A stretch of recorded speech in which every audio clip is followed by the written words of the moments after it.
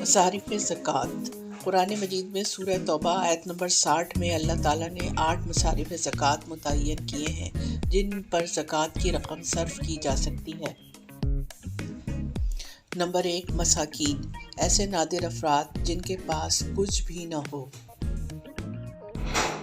Number 2، فقراء، ایسے تنگ دست افراد جو زندگی کی بنیادی ضرورتوں سے محروم ہوں۔ نمبر 3، عاملین زکوٰۃ، زکوٰۃ کی وصولی پر متعین عملے کے ارکان کو مد زکوٰۃ سے حق الخدمت یا تنخواہ دی جا سکتی ہے۔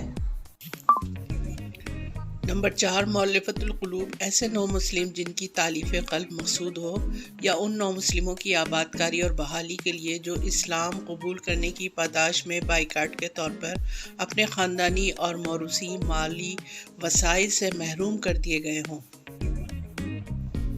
نمبر 5، غلاموں کو آزاد کرنے کے لیے زکوٰۃ کی رقم خرچ کی جا سکتی ہے۔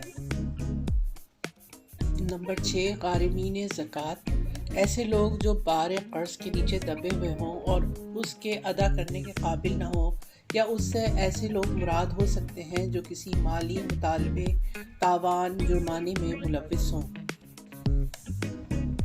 نمبر 7، فی سبیل اللہ، ایسے لوگ جو جہاد فی سبیل اللہ میں مصروف ہوں یا دینی علوم کے حصول اور تبلیغ میں مصروف ہوں اور اس کل وقتی ذمہ داری کی وجہ سے اپنی معاشی کفالت نہ کر سکتے ہوں۔